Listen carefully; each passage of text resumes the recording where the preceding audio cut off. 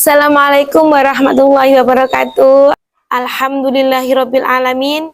Wassalatu wassalamu ala asrofil anbiya'i wal mursalin sayyidina wa maulana Muhammadin wa ala alihi washabihi ajmain, amma ba'du. Alhamdulillah, sahabat Fatayat dimanapun berada tetap istiqomah dalam kajian-kajian fikih bersama Fordaf PAC Kecamatan Ngetos. Semoga kita senantiasa diberikan iman, Islam, dan ihsan sehingga bisa melewati 10 Ramadan terakhir ini dengan penuh hikmat, dengan penuh kenikmatan beribadah, dan juga dipertemukan dengan Lailatul Qadar. Baiklah, kali ini kita akan bertemu dengan fasal yang membatalkan sholat. Bismillahirrahmanirrahim. Faslun aihada faslun utawi iku fasal suwiji waladi utawi perkara yubtilu kang batalaken apa alladzi as-sholata ing salat iku ahada asyara 11 apane sayan suwiji-wijine.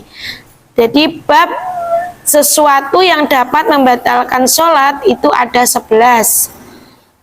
Yang pertama al-kalamu siji guneman al-amdu kang sengaja, berbicara dengan sengaja di luar bacaan sholat, maka tidak boleh. Kalau bacaan tasbih yang di pasal sebelumnya kan diterangkan, karena tasbih adalah salah satu bacaan sholat, maka ketika terjadi sesuatu bagi laki-laki membaca tasbih.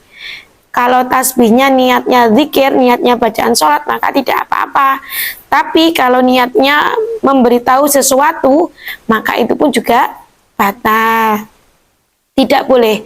Jadi sesuatu yang hukumnya mubah ketika kita hidup, ketika kita sholat menjadi tidak boleh. Contohnya berbicara, bergerak, makan, itu juga membatalkan sholat. Yang nomor 2, wal amalulan penggawean al-kathiru kang akeh. Nah, bergerak terlalu banyak di luar gerakan sholat. Misalkan ketika dulu Mbah Yai ketika menerangkan guru-guru saya bahwa ukuran bergerak itu adalah telapak tangan kita. Kalau telapak kita begini sampai 3 kali itu sudah membatalkan sholat. Maka ketika kita gatel yang menyebabkan kita tidak khusyuk dalam sholat, kita boleh kok menggaruk. Tapi dengan misalkan di sini yang gatel, maka gerakan tangan itu kita diamkan gini, yang bergerak adalah jari-jari kita. Yang ini jangan bergerak. Kalau ini sampai begini maka batal. Ukurannya sedikitnya bergerak itu adalah telapak tangan kita. Untuk selanjutnya wal hadas ulan hadas. Tahu kan ya, hadas adalah keadaan sesuatu yang menyebabkan kita, keadaan diri kita. Misalkan di tengah-tengah sholat kok haidnya datang, atau tiba-tiba kentut, atau misalkan tertidur, atau misalkan pingsan, itu juga menyebabkan sholatnya batal. Atau misalkan karena di tempat yang banyak, kita tidak sedang berada di Mekah, misalkan di Masjid Istiqlal itu kan banyak. Nah, ada beberapa perempuan laki-laki itu yang merasa dirinya perempuan, padahal dia ditakdirkan laki-laki. Kalau dia bukan wandu yang punya 2 jenis kelamin, maka dia tetap membatali walaupun dia seperti perempuan. Nah, ketika orang-orang seperti itu biasanya lupa dengan kodratnya, dia sholat di softnya perempuan. Nah, ketika menyentuh kita maka juga batal. Nggak sengaja tersentuh itu juga membatalkan kita ketika sholat. Wal khudusu lan anyare tekan wa khudusun najasati lan anyare tekane najis. Jadi ketika sholat kita kejatuhan najis, misalkan kalau kemarin darah itu dimakfu selama sedikit, nah, ukuran darah kan 1 koin, uang koin. Itu misalkan kalau kita mimisan, itu kan keluar darah banyak, itu juga batal. Atau gak sengaja kita kejatuhan cicak. Nah, kalau mungkin kotorannya belalang, sesuatu yang tidak mengalir darahnya kan tidak najis. Bangkainya pun tidak membuat najis. Tapi yang namanya cicak itu kan berdarah. Misalkan kita kejatuhan kotorannya cicak, itu juga membuat sholat kita batal. Yang selanjutnya uang kisah full aurati lan kebukae aurat. Nah, hati-hati misalkan laki-laki sarungnya melorot sehingga baina surati warukbatinya kelihatan, atau perempuan yang pakai mukena potongan, itu juga hati-hati. Kadang kan ada tipas itu ya yang menyebabkan mukena itu menjadi terbuka, itu juga hati-hati. Selanjutnya wataghayyirul niyati lan berubah niat. Niat di sini, berubahnya niat ini apabila orang itu berkeras kinanya untuk keluar menyudahi dan dari sholatnya. Misalkan wis aku sholat engko ae, akhirnya dia dapat 2 rakaat membatalkan, itu juga batal. Atau mungkin orang yang tidak tahu, padahal kan imamnya sholat fardu, kita sholat sunnah itu boleh bermakmum, tapi karena dia tidak tahu sehingga loh kok ternyata imamnya itu aku sholat ini, dia nggak tahu bahwa itu sebenarnya boleh, akhirnya dia menjadi ragu dan berubah niat untuk keluar dari sholat, maka sholatnya juga batal. Yang selanjutnya wastid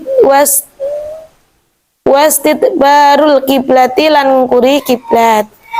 Maka ketika kita sudah tahu sholat, kalau kita tidak tahu sampai selesai sholat itu bahwa kita tidak menghadap kiblat, misalkan di suatu daerah yang non muslim kita tidak tahu arah kiblat, kita berpatokan pada matahari, tapi ternyata negara tersebut itu berbeda dengan Indonesia. Misalkan di utaranya Ka'bah, atau akhirnya kiblatnya salah. Ketika kita sudah selesai sholat, itu tidak akan mengulang karena kita ijtihad. Ijtihad itu kan kalau salah, dia dapat ganjaran 1, kalau benar dia dapat ganjaran 2. Yang di sini bermasalahkan adalah ketika di tengah-tengah sholat dia diingatkan sama orang, kiblatmu ternyata arahnya tidak sama, maka di situ sholat kita menjadi batal karena kita sudah tahu di tengah-tengah sholat yang belum selesai bahwa kita tidak menghadap kiblat. Yang selanjutnya yaitu makan, wal aklu lan mangan, wasyarbu lan ngombe. Nah, di sini makan dan minum jelas batal. Lah, apa mungkin sholat itu makan? Mungkin. Misalkan kita ketika sholat ada sisa makanan di gigi, ketika di tengah-tengah sholat lepas, kok kita telan, maka dia batal. Atau kalau zaman dahulu masjid itu kan hanya berupa tanah yang dilingkari sama bangunan, bahkan tidak ada atapnya kalau zamannya Nabi. Nah, itu misalkan di tengah-tengah sholat terjadi hujan, ketika air itu masuk ke mulutnya dan dia menelan, maka di situ juga kemungkinan minum kan, itu juga batal. Tapi kalau makan dan minumnya ini yang mungkin tidak terjadi, tapi kalau makannya masih mungkin terjadi. Wal kohatu lan guyu laka-laka. Nah, di situ hati-hati anak-anak kita diajari bahwa tertawa, bercanda, atau ada sesuatu yang lucu ketika kita sholat, terus dia tertawa karena sesuatu yang lucu itu, maka itu membatalkan sholat. Terus yang selanjutnya terakhir, wariddatu lan murtad. Jadi ketika di tengah-tengah sholat kok dia tidak yakin dengan Tuhan kita yang Esa itu Allah dan pingin ke agama lain, dan dia menyatakan saya tidak Islam lagi, maka sholatnya juga di situ dinyatakan batal.